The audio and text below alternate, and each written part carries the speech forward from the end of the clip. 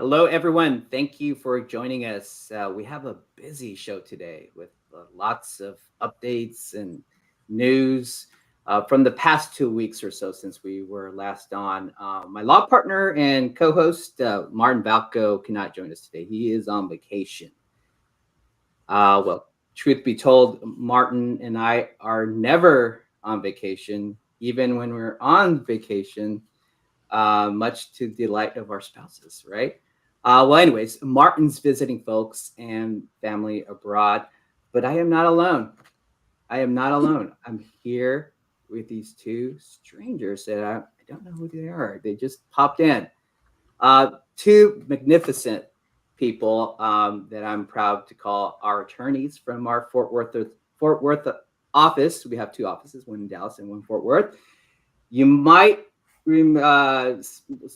may have seen one on other shows. Her name is Miriam Garza-Lee. Miriam, you just Hello, came up from everyone. maternity. How are you doing?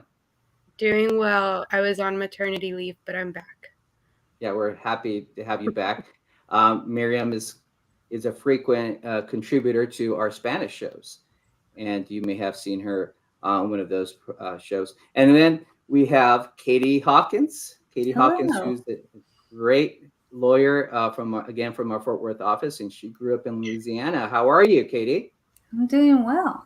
Hot. Look it. Yeah, she's.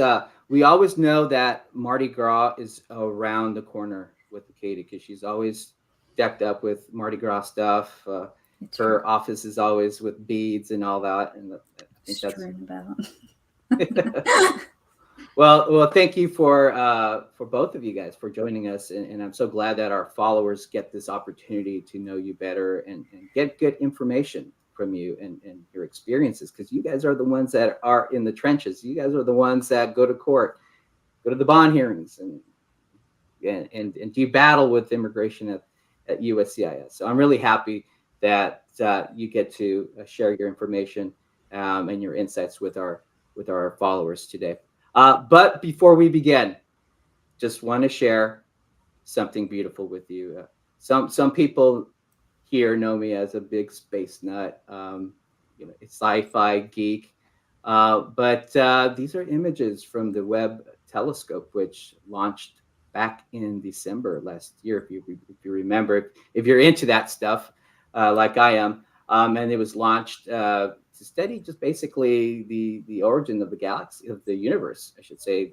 Look at older galaxies and stars and really get a peek of how the universe was how it was like at its earliest formations. And this telescope is now, I think, something crazy like 1 million miles away from Earth, and it's looking at galaxy clusters and nebula, like from billion light years from Earth. So it's really, really crazy. What do y'all think about this? And for those who are just joining in, welcome to Chavez and Valko Space Program. It's pretty cool. It reminds us how small we are. Yeah. It is. Yeah, That's true. It reminded me that I lost interest in space travel when I was told I was too short to ever be an astronaut. So so you had some interest, because earlier you were saying, space, eh. Oh yeah, Challenger was my favorite fourth grade project. I actually remember it super well. Yeah, and if we see closely, that image, there's Chavez and Valko. There's like some sort of celestial body there going. I wish we could have zoomed in. That was my whole thing. It was just have this black space and then just zoom in, and then instead of a star, we see our logo. But anyways, here on our show, we like to keep things interesting and fun, and we're not all dry immigration lawyers all the time without a sense of humor. Actually, I find that there's no such thing as an immigration lawyer without a sense of humor. As you guys know, in our line of work, with all that we have to deal with, I don't know how else you can survive this job without having a sense of humor. It's just impossible, as you will find out from the topics we're discussing today. So with that, let's begin. Let's start with the most recent news about the parole program for Ukrainian citizens. It's known as the United for Ukraine Parole Program.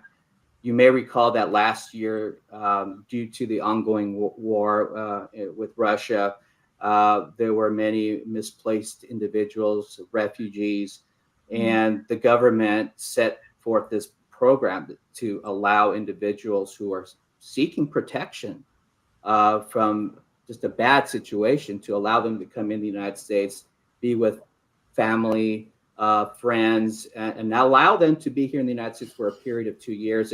And that is known as parole. Parole is a funny word. It's a funny word. It's a funny term.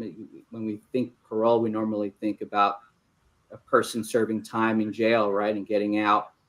But parole here in the immigration world means that a person can come in the United States on a temporary permit for a specific purpose. Usually it's some sort of humanitarian reason, or public interest, as they say.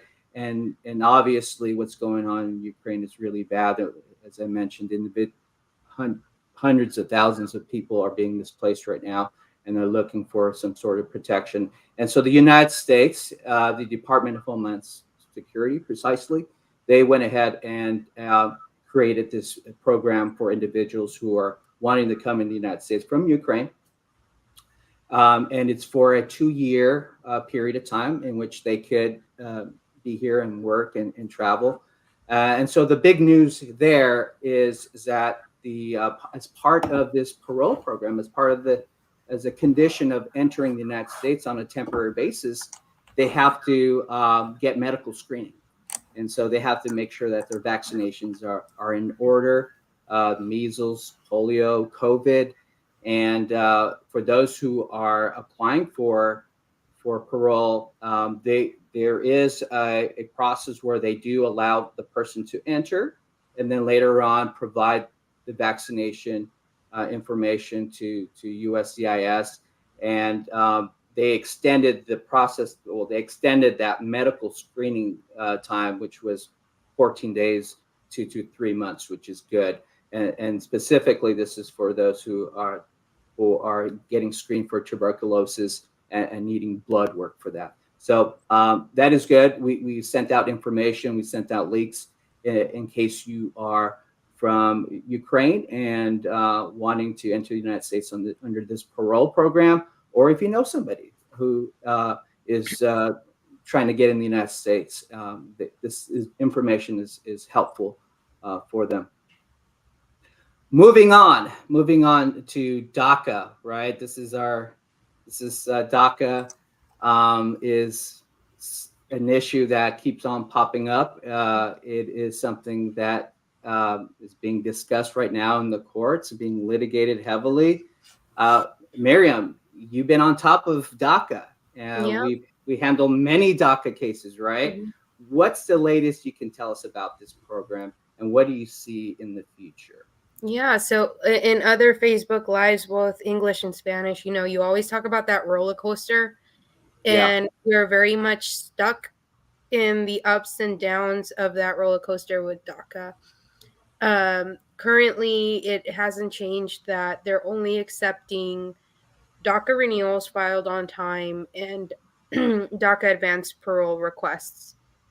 We can continue to file DACA initial applications for people that are filing for the first time, or people that let their DACA lapse over a year past expiration, but USCIS is not taking action on these applications. So we have the federal litigation going on where the Texas federal judge ruled the program was unlawful, and the Biden administration is intending to appeal, and we're thinking, okay, it's going to make its way up to SCOTUS. But the Biden administration is also releasing regulations in August, possibly. So, we're keeping an eye on the litigation, the possible regulations to see, okay, is DACA going to stay the same? Is it going to be expanded? Is it not? At the moment, it looks like the rules may very well stay the same, and we're monitoring what impact it's going to have on the employment authorization documents and on the DACA advanced parole documents.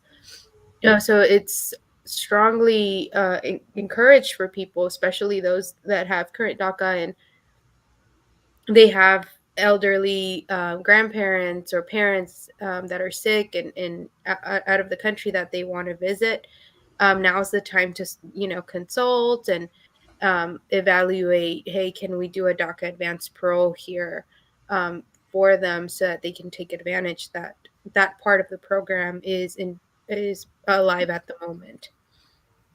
Yeah, and talking about the possibility of regulations, and the rumor mill was that these regulations were going to be announced in August. At least last month, we heard there was a leak, and the Biden administration had planned to announce that these new regulations were going to come out. And these new regulations, pretty much the important part of those regulations is that it was going to allow those who have never applied for DACA in the past, because only those who have DACA right now can only renew. But it was going to allow those first-time applicants to file their DACA, and so we were thinking, okay, this could happen. And then this week we saw in the Federal Register, this is where regulations are announced and they're to the public. And these are regulations from agencies, including Immigration, USCIS. And it looked like these regulations were under review, final review. So that's a sign typically that these regulations can drop anytime soon. And what is interesting is last week there was some oral arguments at the Fifth Circuit in New Orleans. There was a lot of people there. You saw the news coverage. You saw people outside protesting and chanting for DACA. And the whole issue there is DACA legal? And the Texas and other states are the ones that are opposed to DACA, and they're saying that it's illegal, and they're going to drain public resources and whatnot. And so they just had these oral arguments, and oral arguments is part of this litigation, part of this review. So we're waiting to see what this Fifth Circuit court will say, and how will that affect these regulations. So if the regulations drop in August, what's going to happen if the Fifth Circuit says, nope, DACA is not lawful? And so we might be seeing DACA moving on to the Supreme Court SCOTUS, as you mentioned. We might see that. And that's probably likely because the judges who reviewed who were hearing this case two of them were appointed by Trump, right? So the chances there and the types of questions they were asking to the lawyers was kind of indicating that they might uphold this lower court ruling that DACA is not lawful. But we'll see. Yeah. And when we do have news, we're going to provide that to you. We're going to go ahead and look at it, analyze it, package it for you, for our followers, so they can understand, because this is very complex stuff. Yeah, and with everything, I always say it's so important. Talk to an attorney, keep consulting, just because time and time again, I get consultations about people that haven't renewed DACA with us before, and I start asking questions and ask your parents this, ask your parent that, and sometimes they figure out, hey, there's a way to actually adjust status, to fall out of that limbo that DACA is in, and to actually obtain some sort of residency through the family avenue option. So just encouraging people to stay hopeful and to also inform yourselves about your history that could potentially help you obtain status. Yeah, it's a good point. And before I move on, just want to mention something, because this just happened today, and we're all about giving y'all the latest news about immigration. There has been a push in Congress to pass legislation. Now, last year they tried to do it for Dreamers, for those who have DACA, for the individuals who currently don't have status. They were trying to form this pathway to legal permanent residence and then eventually citizenship. Mm-hmm. But they're talking now, if that can't be done right now, especially in light of what's going to happen with the elections and all that in November, that at least we can help those who are documented. They call them documented dreamers. So if you heard that term, documented dreamers, that means that you came in with your parents as a dependent. It could be that you came in as a dependent on an investor visa. Maybe your parents are investors or managers or working for a company here in the United States. Well, what's going to happen once you turn 21? And what we've done in the past is we try to look for these options that kind of looks like we're doing gymnastics here. We're looking at maybe getting them a student visa while they look while that happens. They graduate and then maybe get a worker visa. But anyways, they're looking to see maybe they can provide a way where those individuals who came with their parents are going to turn 21. They're not going to be dependents anymore. They're not going to be able to have the status. Maybe have a situation where they can extend their status. So that makes sense. But we'll see what happens. Moving on, and we talked about. We haven't talked about TPS for Venezuela, but that's coming up. This is a really good update for individuals who have TPS, and we have a lot of clients who have TPS, and TPS is for those individuals who came in the United States because their situation back home was bad, whether it was an earthquake or a political situation, civil war. That's very common. And the government has to designate that country for protection. That's why you get that term temporary protected status. So individuals come in and are able to work and travel and enjoy themselves. And some people have TPS for a long time and they form, life happens. Life continues. They're here, but they meet somebody, they fall in love with somebody, they have families, and they form these deep-rooted ties. And so what was happening is that individuals were trying to get their green cards through a family member here in the United States. But the problem is, to get your green card, you basically have to show that you were admitted and inspected into the United States. A lot of individuals who came in TPS crossed in illegally. So they didn't have that. But if they were allowed to travel outside the United States with their travel permit, which is called advanced parole, and then enter the United States, well, now you have a last entry with permission. Is that something that could help them?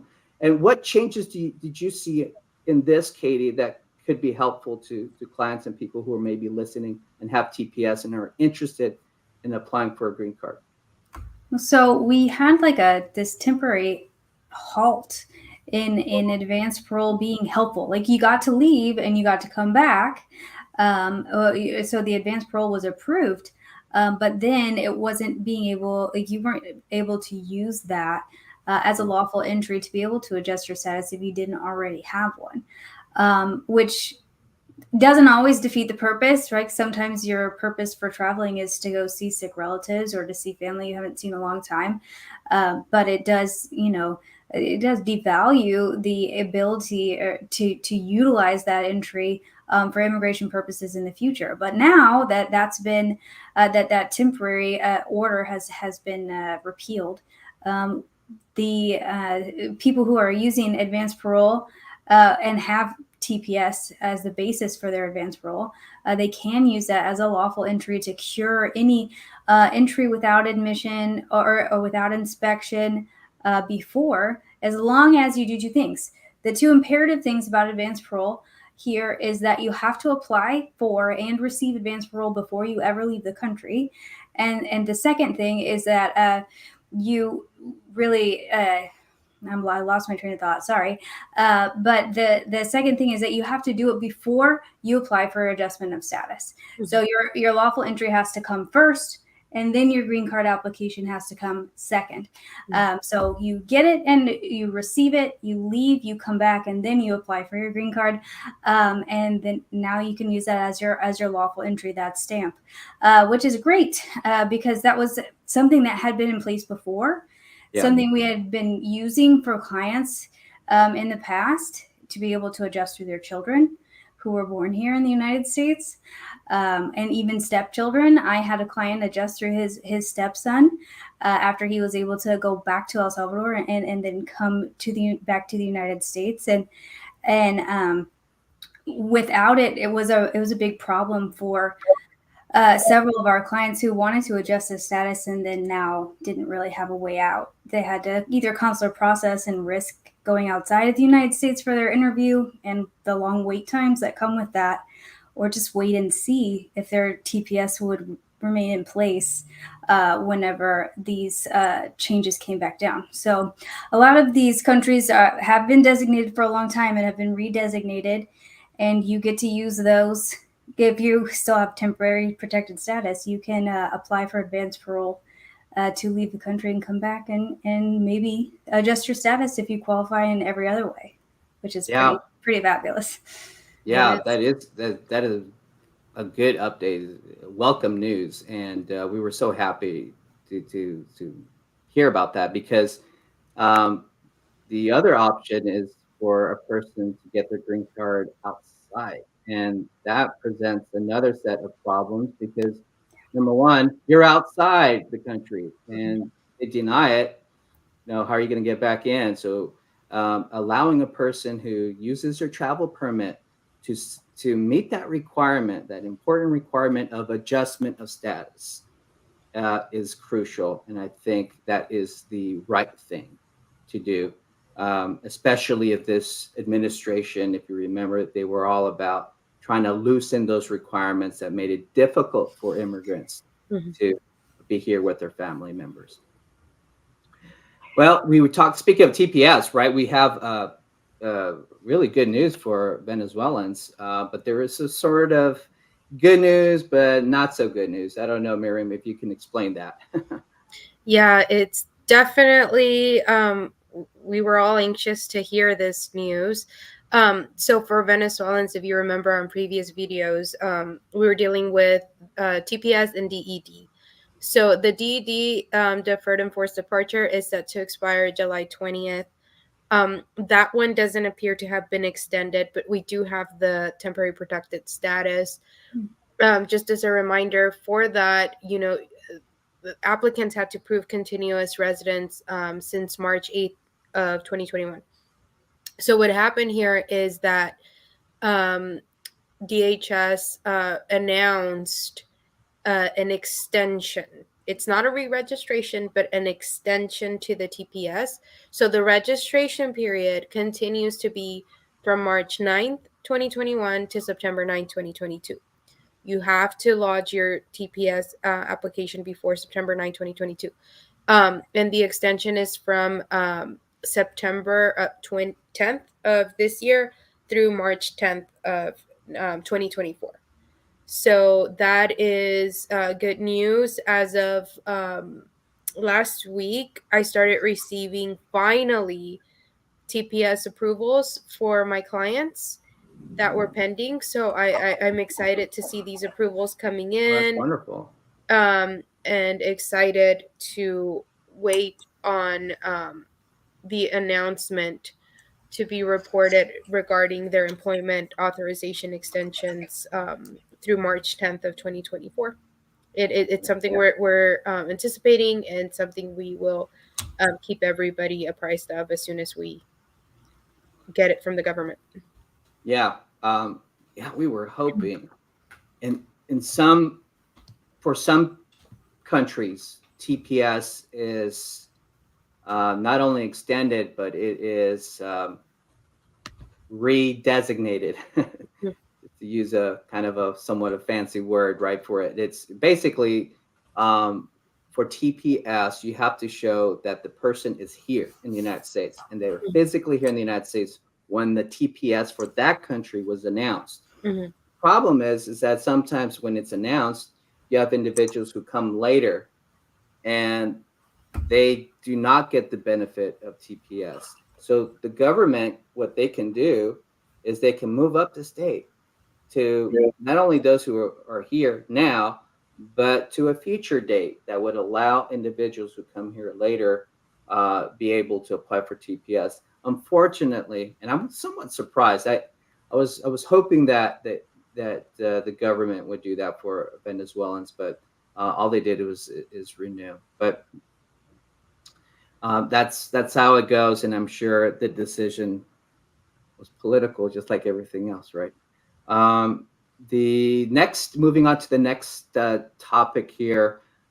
This is more of a, if you're not represented, and if the government, USCIS, if you have an application pending with USCIS, and they send you a love letter, no, they send you a notice saying, hey, we need X, Y, and Z before we can make a decision on your case.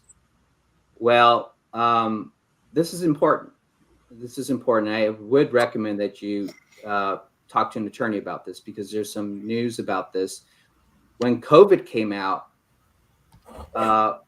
things were very crazy. They were chaotic, and individuals who received this notice weren't able to get the evidence that they were needing to complete the process, because they were afraid to go out to get evidence. You had these protocols. People had to isolate themselves.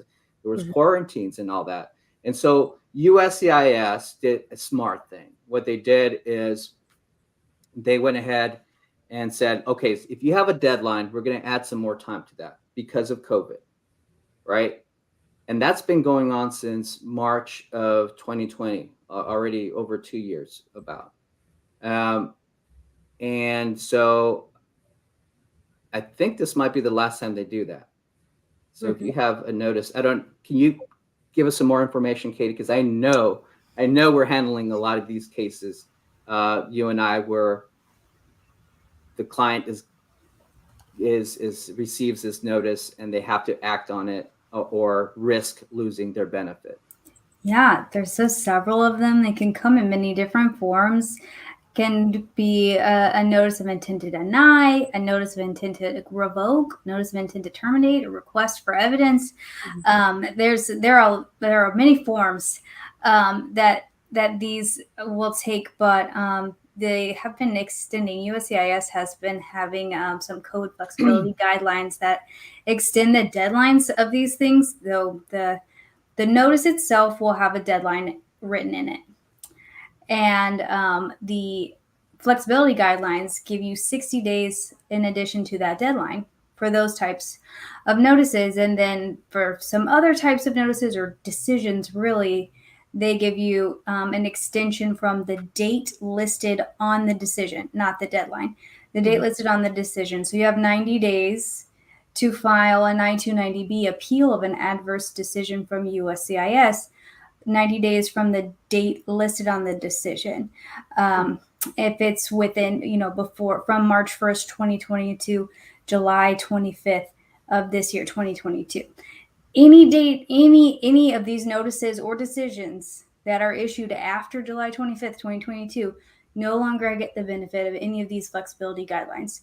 So I think it's really imperative for attorneys to be wary of not being lulled into that old false sense of security, where we have a little bit of cushion to gather more documentations to make it stronger. And now we have a really compelling sense of urgency to get everything done in advance of the deadline so that we can mail it. The other thing about USCIS that's really fun and tricky is that they have to have it in their hands by the deadline. You don't get to mail it on that date. So we try to mail it a minimum of 2 weeks before.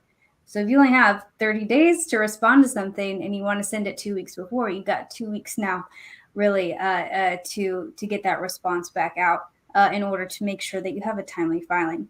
And so that sense of urgency is going to come back into flow. But I think since we had started seeing more and more and more of these RFEs and more of these notices before, I think that USCIS was trying to give themselves a little bit of cushion. And I think now that we're going to have to respond so fast, I bet we won't see as many, or at least not as many silly ones that don't make a lot of sense, like stuff that we had already sent and asking for stuff that they already have. So I think maybe we'll see fewer of those, and they'll have to be a little bit more cognizant so it doesn't start gumming up the wheels. But hopefully, and I mean, hopefully we won't have to respond to those anymore, because it's a waste of everybody's time and resources. But I'm hopeful that maybe they'll just be more careful in their review or ask for stuff at the interviews, so we don't have to keep responding to these so fast. But that's my hope in all of this. Yeah, no, if anyone who's listening gets this notice from immigration, and I want to be clear, it's not any immigration agency. It has to be USCIS. We're not talking about immigration court. We're not talking about the consulate. Right. These rules apply to USCIS. So if you get a notice saying, hey, we need more information, we need more evidence, right?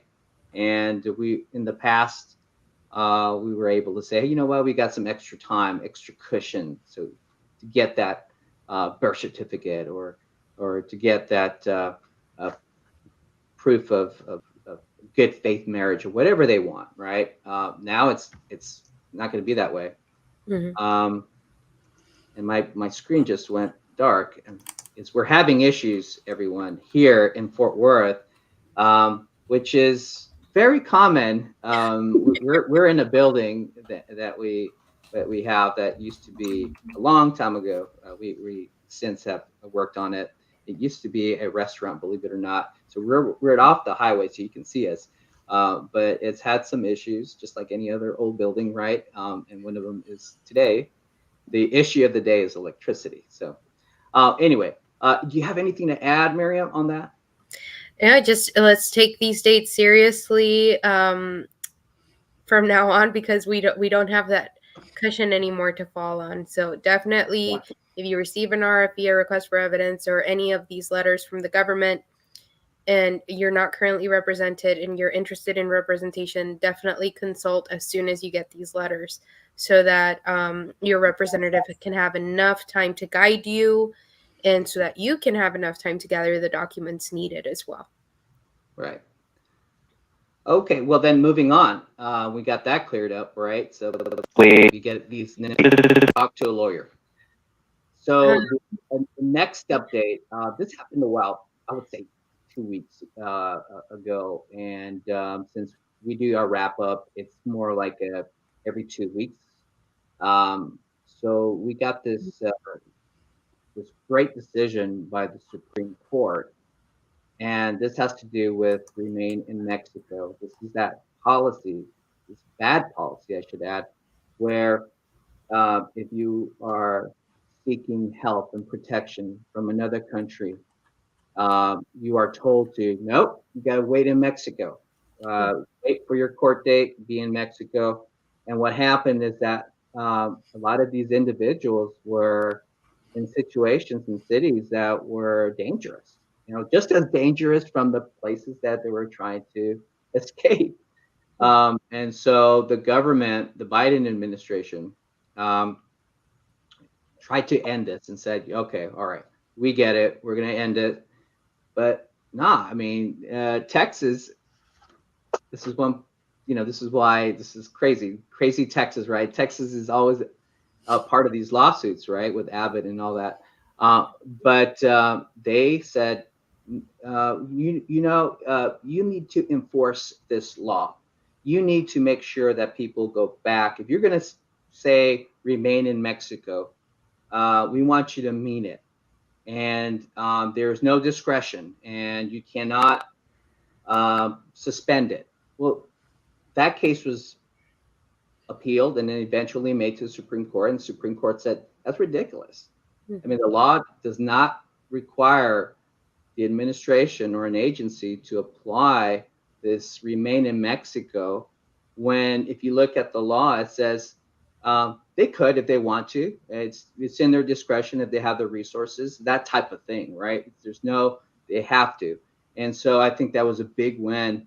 The question now is, now that the Supreme Court said that the Biden administration can end this policy, what now, right? And so the administration has been somewhat, I don't know, cryptic or just hush hush on what they're waiting for. They're waiting for the lower court that issued this order in the first place is to officially say something ending it. Although I think the department can end it. What do y'all think about this? I mean, the Supreme Court has spoken, right? Right. So you would think that the administration can take that and run with it. But yeah, I mean, these people are in, they're, like you said, they're fleeing horrible conditions only to be re-victimized. Just kidnappings and extortions and everything that they're suffering because of this policy. It really does make them credible. Like they're not fleeing their country just on a whim, just because they want to live here. They're fleeing their countries because there's that true fear and putting their lives in further risk on their way here. Yeah. Yeah, and not only that, there's people who are outside waiting for their court hearing. Think about that. You have to wait outside the country in order to see a judge, to have your day in court, as they say. And that becomes a problem. They're trying to reach somebody who can help them, attorneys. They have the right to get an attorney, although the government can't pay for it. They have a right to get one.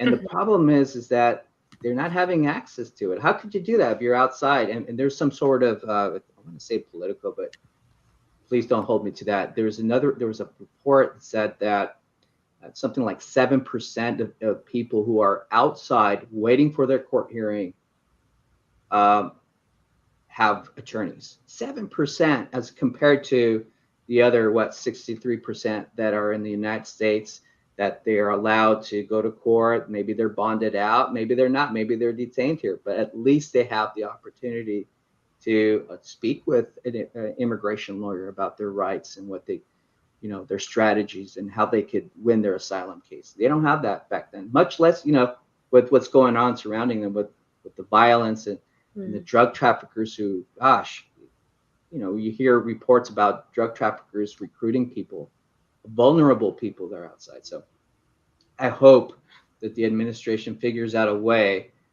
soon, and it's just a process, establish a process where people can request relief, see justice, and see their day in court with dignity and with all the access that a person who is already here has access to. So we'll see. Gosh, coming off my high horse there, I'm a little bit. The back hurts from that high horse, right? Well, along those lines, I say along those lines because, again, something positive that is created, or not created, but something positive that this government, this administration, current administration is trying to achieve to help immigrants is blocked. And that is what we're facing right now with, and you all might have heard it.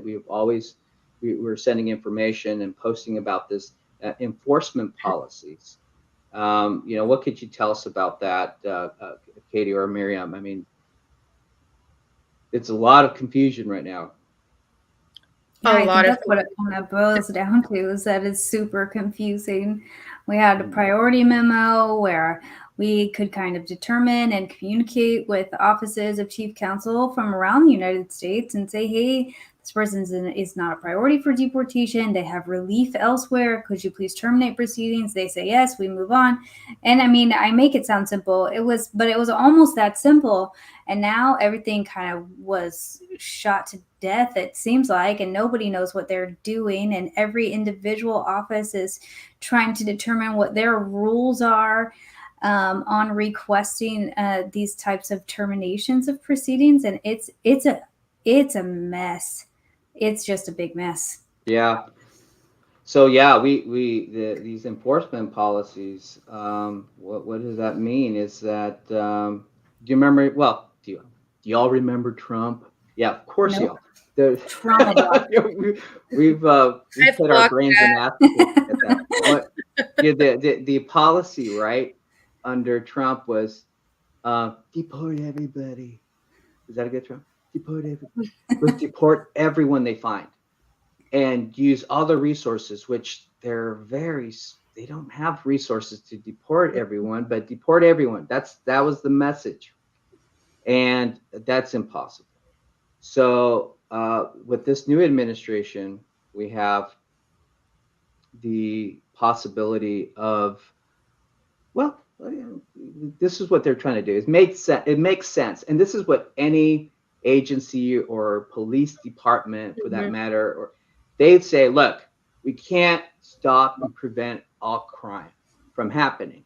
We're going to focus on the serious offenses. We're going to focus on those who commit these serious assault offenses, murder, rape, what have you, right? We're not going to go after the jaywalker. And that makes sense. And that's what the department tried to do and say, look, we're going to have these priorities. We're going to focus on those who present a danger to society, to the national security. Yeah, that makes sense. We're also going to focus on those who committed serious, heinous offenses. Yeah, we like that too. And, they added border crossers. Okay. And so everything looks great, right? This is what they're supposed to. But this is what they're supposed to do. But a judge, again in Texas, right, said, nah, you're going to have to enforce the law fully. In essence, okay, I'm simplifying it, but that's basically what the judge was trying to say, is that he's trying to tell the agency how to run its agency when they're a judge. They shouldn't. It's like a judge telling the police department how they should run their police department, and it's not what should be done, right? We have a system where everything's separated, and so that's what we got with these policies. Miriam, you're handling some cases somewhat like this, right? I know that we have attorneys in our firm that are trying to ask the government that even though our client might have committed an offense, they're not bad people, and therefore we should be more flexible toward them, right? Right. Yeah, they're not bad people, and we perhaps, like Katie said, we may even have relief for them. For example, with USCIS. So hey, let's get them out of immigration court so that we can deal with USCIS here. It's just a better use of government resources, essentially. And like you said, it's basically the spirit of prosecution across the board with police departments. They should be able to execute, their processes the way they see fit. Because quite frankly, the Trump policy wasn't working.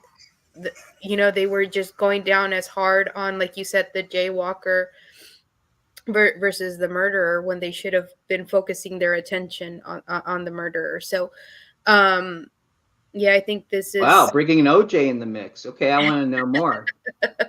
So, I mean, can you put OJ's picture on the graphic, please? And the jaywalker. Yeah, so... definitely, like Katie said, it's causing a backlog, and it just made sense. It was making the government's job easier. It was making our job easier in helping people. But hopefully the courts will eventually do the right thing here. like they did Yeah. with the Remain in Mexico policy. Yeah. Yeah. But in the end, the government still has the discretion. So even if they do away with these priorities, right, that the government created, nothing prohibits us from asking the government on Mr. So-and-so or on Mrs. So-and-so. These are the facts. This person came from this country. They're contributors to our society. They don't have, aside from maybe one offense, they are good people. They're husband, wife, family members, mothers, fathers. They go to church. They go. Pay taxes. They pay taxes. They participate. They go to their kids' games, and maybe one of them's a coach. Whatever it may be, Yep. right? We have that opportunity to do that. That still exists. And so, even though they're talking about this, if you find yourself wanting help and seeking some sort of representation, if you want representation, and we're here to help y'all. If you have any questions, if you're in court, if you're in removal proceedings, this is what we do, right? This is what we do. We help, and we try to look for a creative solution, even though right now things are not looking too good. We try to see if there's another way. All right. And then our last topic is this is involving Texas. I'm out. Can somebody handle this? This is Texas again. This is Texas again. It's a terrible policy. Well, let's talk about this Abbott, right? This Abbott fella who said, "Well, we're going to go ahead and we all remember what Abbott did. I mean, he's all about political stance, and he announced a couple of months ago that he was going to send the people who enter the United States without permission, bust them over to Washington, D.C. And I think he was successful in a couple of them. I don't know. But now the latest political stunt is, we're going to consider this, the people who are crossing in the United States who are intending to, we're going to consider this an invasion. And therefore, we're going to protect our borders. And if one of our state troopers or state police officers encounters one, we're going to send them back. So basically, they're going to be acting like a federal agent. And Exactly. that's the thing. You can't really do that. You don't States have that type yeah. of system, right? We have a system where it's two levels, and I had a hard time saying this in Spanish, bifurcated, but it's a fancy word. Just think of it as a pancake, right? You got two pancakes, high one, the one on top and the one at the bottom. This is federal and this is state. And this is what we have. The state shouldn't be doing this job, the federal job. So any comments on that? Yeah, it's definitely using state resources to enforce federal policies. I think that it's been a habit of Abbott's to do this, use the Texas DPS system and the National Guard to protect the Texas borders. And they allocated something like $2 billion of the state Texas budget to this ridiculous project, and they're calling everything criminal trespass. So anyway, he's up for re-election in November if you're a citizen. Wow. That's what's happening, right? Is he seeing his probably talking to his advisors. They're probably seeing something bad, and they need to stir up some controversy. It makes for good news, right? And so that, unfortunately, that's what's happening. But it will not survive a day in court, because there's a lot of case law that says these kind of things that they're trying to do, they can't do. They can't carry it out. But let him have his fun, I guess. Well, that is pretty much it. It's already going to be an hour. I think that's a wrap. And I hope you have found this information useful. I want to thank everyone for watching with us, and hopefully And also, yeah, we met the 1K mark, the 1,000 mark, which we're super excited about, and I want to thank you for your support. And we hope that you continue to find our shows useful and informative. And as always, if you have any questions or comments, please send them our way. In the meantime, please don't forget to like and subscribe and share our content with others, like your family, friends, someone you might think this is going to be useful to them. And another way you can stay on top of the news is by downloading our app, Lawpilot Guardian. And this is an awesome app. I can't find my phone. Well, this is an awesome app. I promise you, it's an app that my partner Martin and I we developed this. And with this app, you get the latest breaking news, major news that could be useful in your situation. If there are, for example, major changes in the law with reform, DACA, this is one way to get information, at your fingertips, pretty much. But the app does not only do that; it's just a toolbox. The toolbox with many other cool features. It gives you information about your rights in case you ever have an encounter with law enforcement, police, or ICE. It kind of guides you on what you should say, or even says it for you to the police or ICE agent with a text-to-speech function button that we have.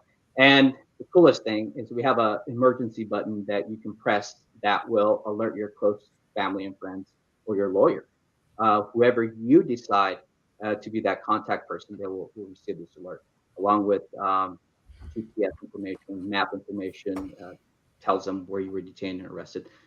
All while this conversation is being recorded. So that's going to be useful for us as a lawyer. It helps us respond quicker, and it gives us an idea of what happened sooner, so we can see what's the best way to help you. So check it out. This information, the information that we have about that it should be, it's below, and it's on our website as well. Any final words? Thank you so much, Katie. Thank you so much, Miriam, for joining us. You were great, and I'm so happy that the followers were able to get information from you. You've helped so many clients, and again, if you have any questions, please send your comments and messages our way. Any final words? Well, have a great weekend, everyone. I'm glad to be back, and I'm glad to be doing these again. And I hope our information was helpful to someone. Yeah, for sure. Have a great weekend and stay well. Thank you, everyone. Have a good day. We'll see you next time. Bye-bye.